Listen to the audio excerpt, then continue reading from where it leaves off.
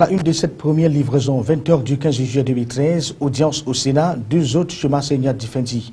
Le président du Conseil constitutionnel de la Côte d'Ivoire et l'ambassadeur du Turquie au Cameroun ont été reçus par le président de la Chambre haute du Parlement ce 15 juillet 2013. Au menu des échanges, le renforcement de la coopération parlementaire entre les trois pays.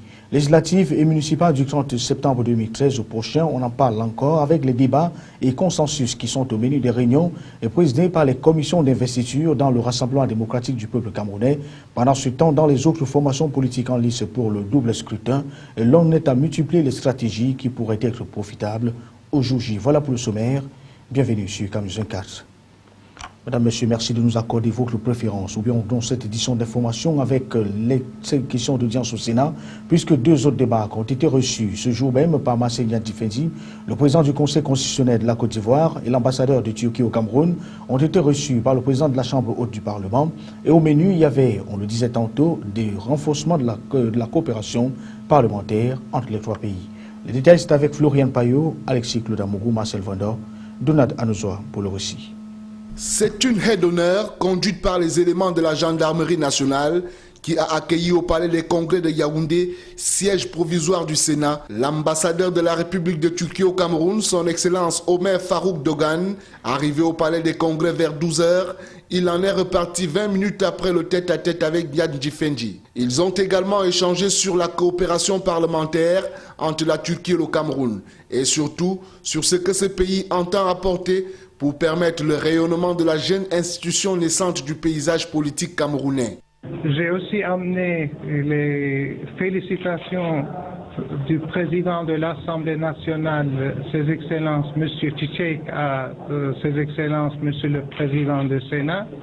Et nous avons parlé des relations entre le Cameroun et la Turquie, que les parlements ont un profond rôle d'accroître toutes ces relations et que j'ai précisé aussi que la Turquie étant une nouvelle partenaire stratégique de Cameroun, nous en sommes tout à fait prêts à soutenir le processus de développement avec notre expérience, avec notre savoir-faire, mais d'une façon indépendante et à haute vitesse que le peuple camerounais le mérite. La coopération économique n'était pas en reste, car la Turquie veut se positionner comme le partenaire de choix du Cameroun dans son processus d'émergence à l'horizon 2035.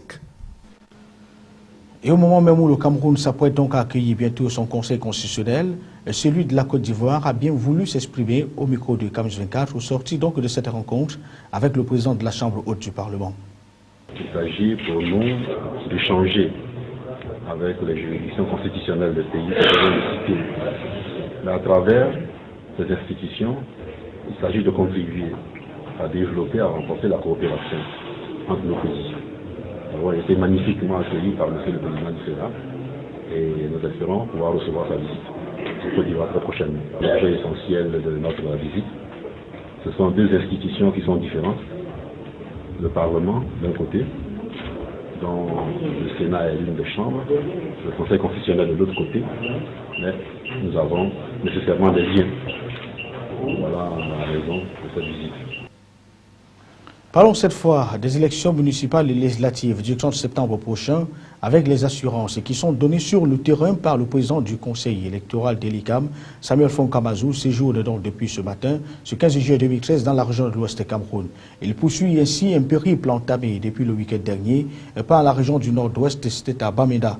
Là-bas, il avait rencontré les journalistes et leur demandé d'être le porte-parole de l'instance auprès donc des populations. Lesquelles populations sont invitées à aller retirer leurs cartes. Question d'être donc à l'heure au jour J. Retour sur la rencontre de Samuel Fonkamazou à Bamenda avec les journalistes. C'est avec Clémence Niamda, Christian Venet et Serge Tetka. Ils étaient plus d'une trentaine à répondre présents à cette conférence de presse dont l'objectif est ici dévoilé. Le droit à l'information est un droit fondamental. Et pour que les gens n'aillent pas faire la spéculation, il faut qu'on puisse vous donner cette information-là de la source la plus autorisée. Et c'est ce que Elections Cameroun essaie de faire. De source autorisée, il ressort qu'à ce jour, sur le territoire national, Plus de 2 millions de cartes d'électeurs ont déjà été retirées. De même, dans la région du Nord-Ouest, le nombre de retraits de cartes d'électeurs est évalué à près de 112 000 sur les 508 072 inscrits, ce qui est équivalent à près de 35%. De plus, du côté de la direction générale de l'ECAM, tout le dispositif est déjà mis en marche pour recevoir les dossiers des candidats à la double échéance électorale du 30 septembre prochain. Je peux dire que nous sommes plus ou moins prêts, puisque les fiches de réception des inscriptions sont là. Le logiciel pour le traitement de ces dossiers a été conçu, il a été testé et nos gens sont en train nos collaborateurs sont en train d'être formés pour l'utilisation de ce logiciel. En attendant donc la date de l'élection des députés à l'Assemblée nationale et des conseils municipaux, le docteur Samuel Fonkamazou appelle les populations au retrait de leurs cartes d'électeurs. Cependant, il a été clair sur un point, ce retrait est équivalent et ne saurait être collectif pour quelque raison que ce soit.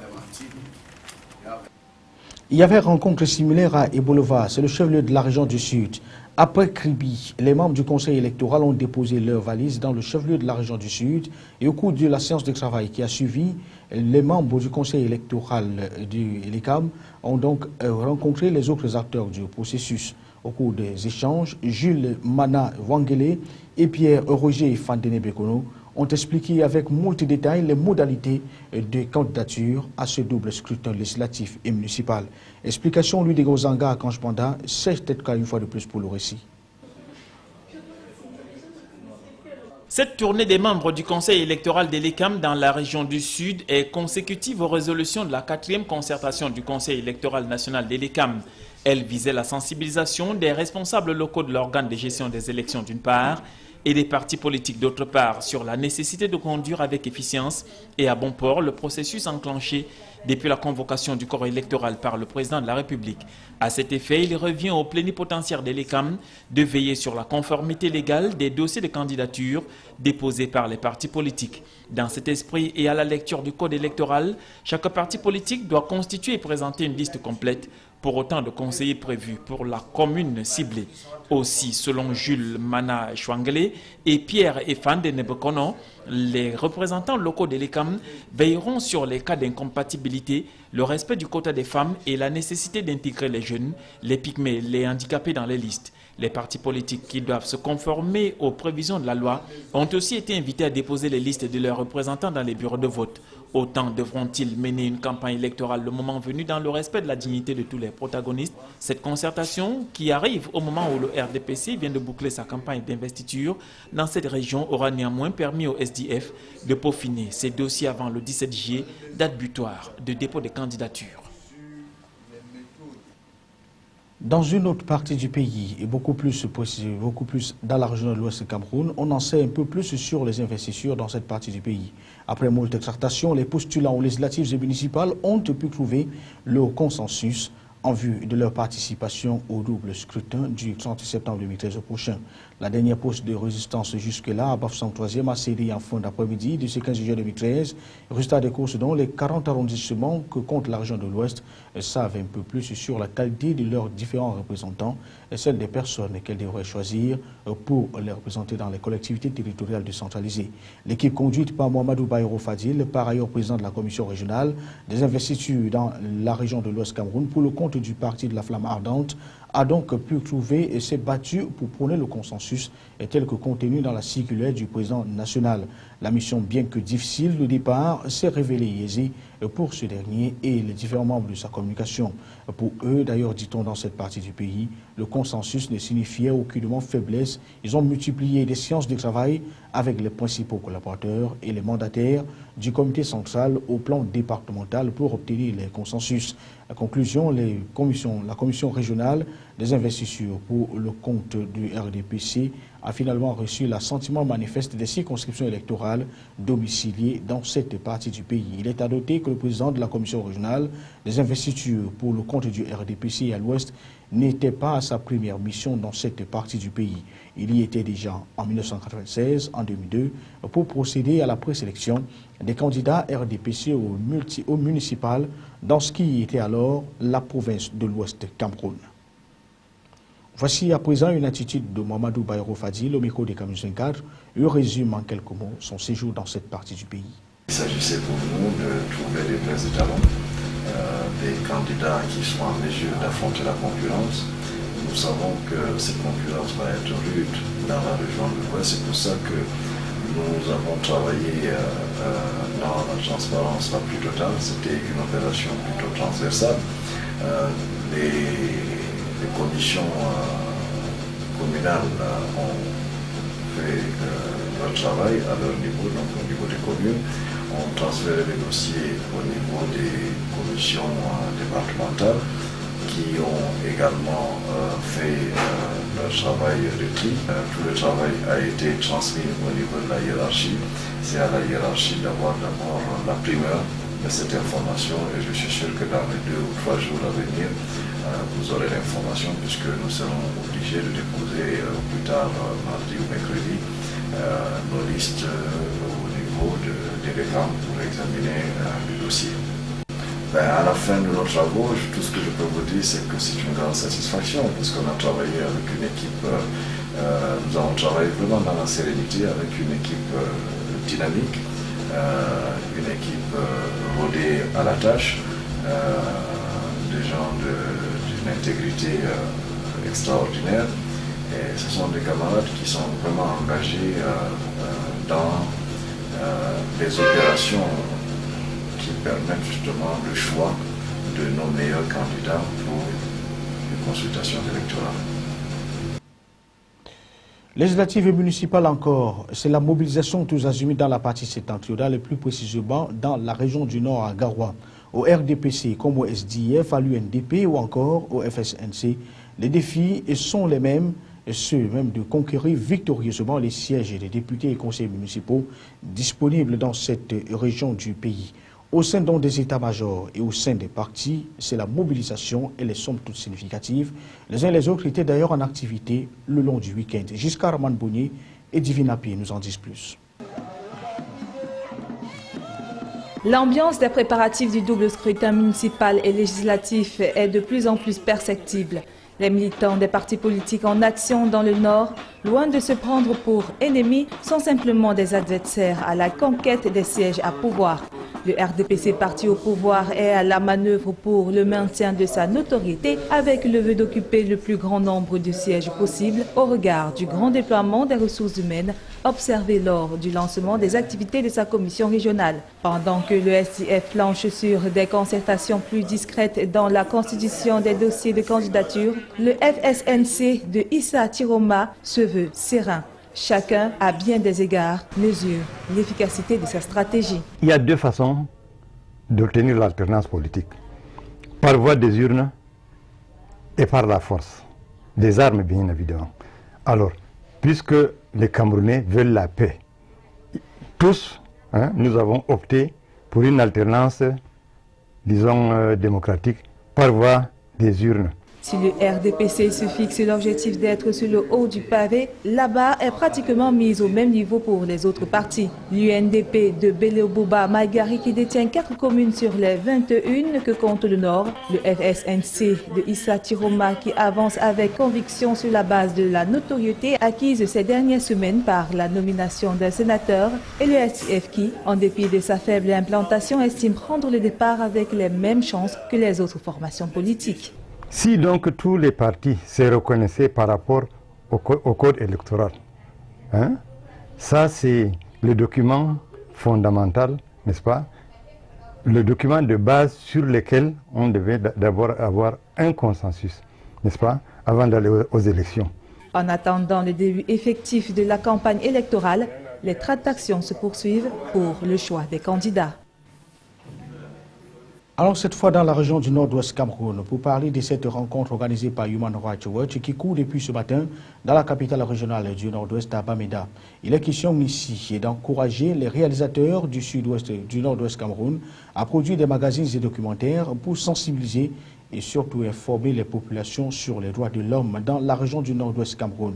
Un concours est d'ailleurs lancé à cet effet et court du 15 juillet 2013 au 22 de ce même mois.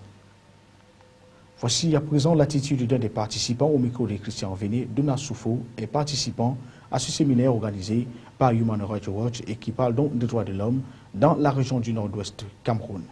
Mon futur film c'est un concept qui a été initié il y a de cela 3 ans. Et en fait, nous sommes à la 3e édition. Et cette cérémonie a été conçue pour ramener l'esprit du film dans la région du Nord-Ouest. En fait, et principalement à Bamanda où la civilisation de l'image a perdu sa valeur. Ainsi, cette cérémonie vise à apporter au public cet esprit qu'il faut motiver ou bien recréer cet esprit d'aller souvent visionner les films. Bon, aujourd'hui, cette 3e édition avait beaucoup plus mis l'accent sur le fait de ramener tous les acteurs qui sont dans la production pour leur dire ce qu'il faut faire, qu'ils se mettent ensemble pour renouer encore avec cette culture cinématographique. Service civique national de participation au développement à présent bientôt 105 Bakas et Bororo enrôlés dans le processus. Et là, c'est dans la région de l'Est Cameroun. En fait, il est question ici de mobiliser les volontaires, dont les populations socialement vulnérables et les jeunes des zones frontalières, pour la formation offerte par les agences du service civique national de participation au développement. C'est en tout cas l'objectif général que cet atelier, c'est en tout cas l'objectif général auquel s'attelle l'agence du service civique national de participation au développement de la région de l'Est de Cameroun. Les travaux de ce 15 juillet étaient présidés par la secrétaire générale des services du gouverneur de la région de l'Est de Cameroun, laquelle Zanga Rachel a souhaité tout simplement que les uns et les autres travaillent dans les conditions les plus efficientes et surtout sans tricherie pour enfin trouver les volontaires du service civique au développement. L'explication, Romy Outignan, Ernest Teba, Divinapi pour le récit. Pour cette deuxième cuvée de la formation des formateurs, le service civique national de participation au développement dans la région de l'Est a opté, après délibération du procès verbal transmis au siège des institutions, d'accorder la part belle à 4 localités pour un total de 105 personnes vulnérables. Le choix porté sur la cuvée de 2013 est essentiellement axé sur les peuples Baka de Lomié, Dimako et Doumé pour le Onyong et des Mbororo de Garoua-Boulaye pour le Lom et Djerem. C'est des peuples, c'est des pygmées qui s'y connaissent beaucoup mieux dans la chasse et la cueillette. Donc si on ajoute l'agriculture, je pense qu'on pourra atteindre nos objectifs. Pour ce qui est des zones frontalières, particulièrement à Garoua-Boulaye, il sera question aussi de la formation en agriculture et en élevage. En 2012, cette couche sociale à laquelle on ajoute les enfants de la rue et les jeunes des zones frontalières, absents sur les listes des volontaires sélectionnés dans les 10 régions, se justifie à l'Est par les quotas accordés au soleil levant. Les localités visées sont la Garoua-Boulaye, Mbang, Dimako, Doumé et Lomié. Et là, la mission est en cours. Et aujourd'hui, c'est la sélection par la commission régionale de sélection. Donc, il nous revient de sélectionner donc 100 dossiers sur les pratiquement 155 enregistrés pour pouvoir donner cette formation à ces personnes socialement vulnérables. Le rendez-vous est pris pour le mois d'août 2013. D'ici là, c'est un satisfait général qu'a adressé le chef de mission du service civique national de participation au développement, joint par Zanga Rachel, des services du gouverneur à l'agence du service civique de l'Est pour la sélection des personnes dites vulnérables.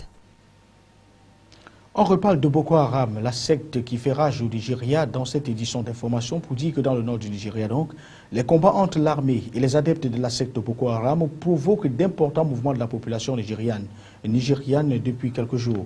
Depuis ces derniers jours, donc, plusieurs d'entre eux auraient traversé la frontière pour se réfugier dans les villes camerounaises frontalières donc à ce vaste pays de l'Afrique de l'Ouest et sur le continent africain. Dans le département du Mayo-Sanaga, plus précisément au village Gava, un site a été aménagé à cet effet et il accueille à ce jour 780 personnes réparties dans 172 familles. La situation commence donc à préoccuper les autorités camerounaises qui en parlent avec Célestin Tabouli et Eric Ticheux.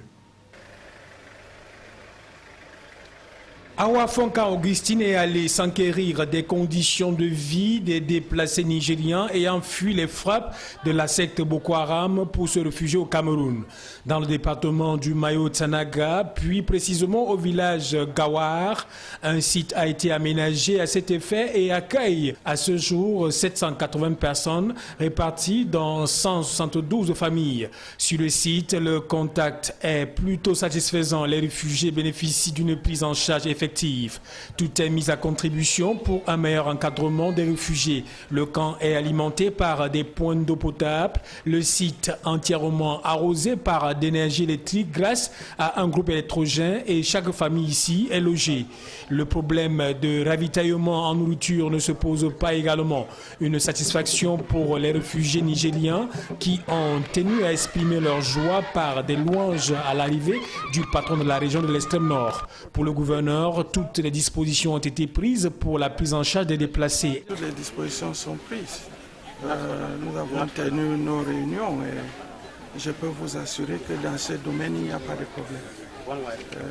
Les forces sont là et on va assurer leur sécurité. On va mettre un cordon et également à l'intérieur, nous allons travailler avec les chefs de ce groupe à l'intérieur pour pouvoir assurer qu'il n'y a pas de problème. Sur le site de Gawar, les organismes internationaux sont également à pied d'œuvre. C'est le cas du HCR qui abat un travail de fond. Les mesures que nous avons prises, il s'agit de juste l'enregistrement des réfugiés et leur transfert sur le site qui a été choisi avec l'appui du gouvernement.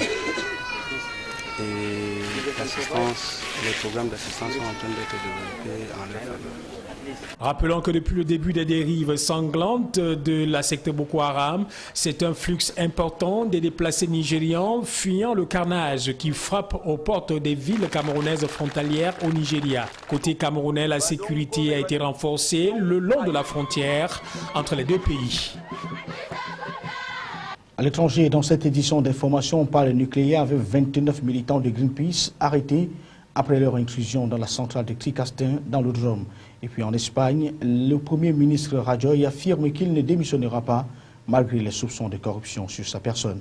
Le résumé de l'actualité internationale, c'est avec les confrères de l'AFP. Leur action n'aura duré que quelques heures, mais la vingtaine de militants de Greenpeace introduits sur la centrale de Tricastin dans la Drôme ont fait parler d'eux jusqu'au sommet de l'État. Interpellés à la mi-journée, ils voulaient dénoncer les failles dans la sécurité. Europe Écologie Les Verts applaudit. Le gouvernement, lui, envisage de sanctionner plus lourdement ce type d'intrusion. Démission, pas question pour Mariano Rajoy. Malgré de nouvelles révélations sur une possible comptabilité occulte au sein de son parti, le Premier ministre conservateur espagnol veut rester en place. Une réponse claire à l'opposition socialiste qui, la veille, avait demandé son départ. 6 ans de prison pour trafic de drogue pour un Français à Bali. Originaire de Dijon, Vincent Roger Pétronne a été arrêté alors qu'il transportait 69 grammes de hashish dans ses intestins. Grâce à son casier vierge, il a échappé au pire. Au-delà de 5 grammes, le trafic de drogue est passible de la peine de mort en Indonésie. 20 centimes de plus par paquet. Le prix du tabac s'embrase de nouveau au nom de la santé publique. Grogne des fumeurs, mais aussi grogne des buralistes. Craignant une baisse des ventes, ils se sont mis en grève administrative. Concrètement, ils n'envoient pas à l'administration les déclarations de stock qu'ils doivent remplir à chaque changement de tarif. Un chef étoilé dans le 9-3 ? Oui, ça existe. Avec son auberge des Saints-Pères, Jean-Claude Cahagnet bat les œufs et les clichés en brèche. Depuis 2004, l'étoile du fameux guide Michelin brille sur son restaurant situé en plein cœur de la Seine-Saint-Denis, à Aulnay-sous-Bois. La restauration que j'essaie de mettre en place, c'est une restauration gastronomique abordable. C'est le but, c'est la recherche en tout cas. Parce qu'il chasse les préjugés comme les grumeaux, le chef enseigne parfois son art dans les quartiers difficiles pour que bonne chère ne rime pas forcément avec très cher. Bien voilà, fin de ce journal et au nom de toute l'équipe de la réalisation, nous vous souhaitons de passer une bonne semaine en compagnie de nos programmes qui se poursuivent. Bonsoir.